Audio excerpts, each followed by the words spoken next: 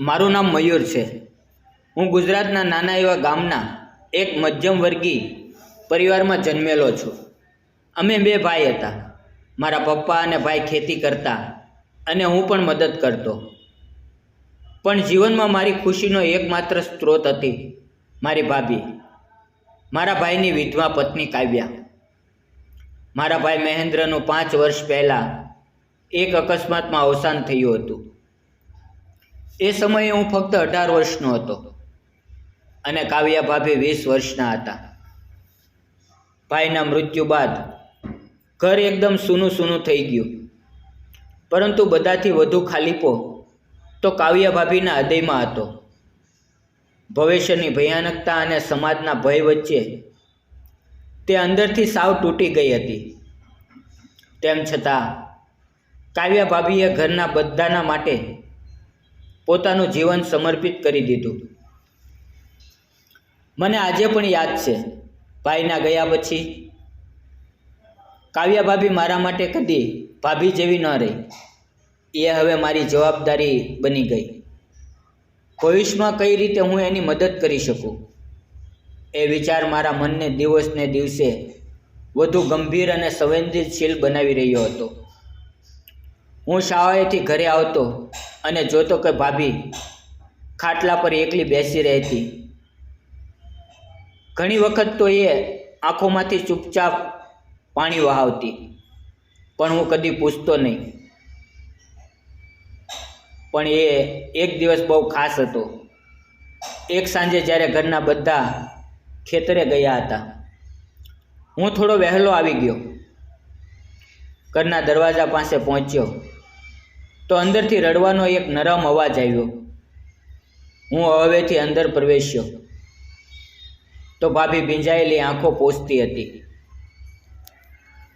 ભાભી, હું શાંતિથી બોલ્યો. એ અચાનક ચોંકી ગઈ. મયુર, તું આવી ગયો? હા ભાભી. તું રડી રહી હતી? ના, રડતી નહોતી, બસ થોડું રચકણ આંખમાં પડી ગયું હતું. એમ કરીને એ સ્મિત કર્યું, પણ એ સ્મિત તૂટેલું હતું. મારો છોકરાવાળો ભાવ ન સમજાય એવો નહોતો. હું નજીક ગયો અને બોલ્યો, તારે મને કહેવું જોઈએ ને. ભાઈ ગયા એનું દુઃખ તો મારે પણ છે. ભાભીએ પહેલી વાર મારી આંખોમાં સીધી નજર કરી. એ નજરમાં કેટલું દુઃખ, કેટલું એકાંત અને કેટલું ચૂપચાપ પ્રેમ છુપાયેલો હતો, એ હું શબ્દોમાં કહી શકું તેમ નહોતો. આ વાત પછી અમે બંને બે તૂટી ગયેલી વ્યક્તિઓ જેવા બની ગયા. ઘરનાઓની નજરથી દૂર, શબ્દો વગર પણ અમે વાતો કરતા. એ હંમેશા કહેતી કે મારે હવે કોઈ આશા રાખવી નથી. હું તો એની યાદ સાથે જીવી રહી છું, પણ હું હંમેશા એને આશાવાદ આપતો. કાવ્યા ભાભી, જીવન ત્યાં સુધી છે જ્યાં સુધી કંઈક બદલાઈ શકે છે. વર્ષો વીતી ગયા. હું હવે 21નો થઈ ગયો અને ભાભી 25ની. આપણા સંવાદ હવે વધારે ઘનિષ્ઠ થવા લાગ્યા હતા. ભાભી મારા માટે રસોઈ કરતી અને હું હંમેશા રસોડામાં એને જોઈને હસતો. એકવાર એવું બન્યું કે મેં બાંહ પકડીને કહ્યું, કાવ્યા ભાભી, હવે તારે પણ તારા જીવન વિશે વિચારવાનું છે. શું તું ફરીથી સુખી જીવન નહીં જીવી શકા? એણે મારી આંખોમાં ફરીથી એ જ નજર કરી જે રડેલા દિવસે હતી. મયુર, તું એવું કેમ વિચારા છો? કેમ કે હું તને પ્રેમ કરું છું. મારી જીભ પરથી એ વાત ચડવા જેટલી સહેજ હતી, પણ એવા શબ્દો પાછળ ઘણા વર્ષોની લાગણીઓ, આત્મવિશ્વાસ અને દુઃખો વહેતા હતા. કાવ્યાને બોલવું હતું, પણ એ મૌન રહી. એ જ રાતે એણે કહેલું, મયુર, તું જે કહે છે એ સાચું હોઈ શકે, પણ હું તારા ભાઈની વિધવા છું. હું તારા માટે શું છું? સમાજ માટે શું બનશે? મારા માટે એ પ્રશ્નનો જવાબ બહુ સરળ હતો. તું ભવિષ્ય છે.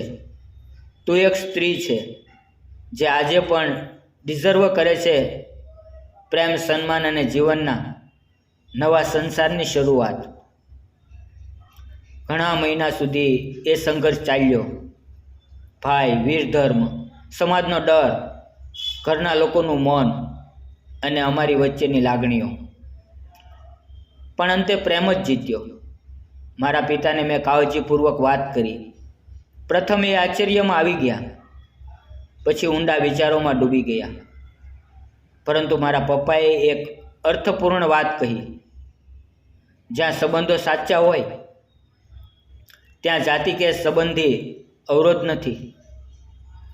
થોડા સમય બાદ અમે બંને એક નવી શરૂઆત માટે તૈયાર થઈ ગયા. અમે લગ્ન કર્યા. ગામમાં પહેલાં તો સકચાર હતી, પણ ધીરે ધીરે બધું સ્થિર થયું. કારણ કે સત્યને, લાગણીઓને કોઈ લાંબા સમય સુધી ઢાંકી શકતું નથી. આજે પણ અમે એ જ ઘરમાં રહીએ છીએ જ્યાં ભાઈ રહ્યા હતા. અમે તેના સ્મરણને માન આપીએ છીએ, પણ સાથે સાથે એક નવું જીવન જીવી રહ્યા છીએ. પ્રેમથી ભરેલું, સંમતિથી ઘડાયેલું. હા, આ સંબંધ અનોખો હતો. કદાચ અમુકની નજરમાં અસ્વીકાર્ય પણ હોઈ શકે, પણ જ્યાં પ્રેમ હોય, ઈમાનદારી હોય અને બંને વ્યક્તિ એકબીજાની લાગણીઓને સમજતા હોય, એમણે પોતાના જીવનનો નિર્ણય લેવા ન આવવો, એ પણ તો એક જાતની નાઇન્સાફી છે ને.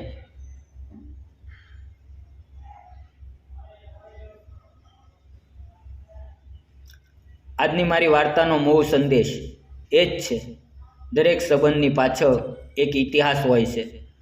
તે જોઈને નહીં, સમજીને સ્વીકારવો જોઈએ. સમાજ કોઈના જીવનના દુઃખથી વધુ મોટું નથી. મિત્રો, વાર્તા ગમી હોય તો વિડીયોને લાઈક, ચેનલને સબસ્ક્રાઈબ જરૂર કરજો. ફરી મળશું આવી જ ઇમોશનલ વાર્તાની અંદર. ત્યાં સુધી આવજો. ધન્યવાદ મિત્રો.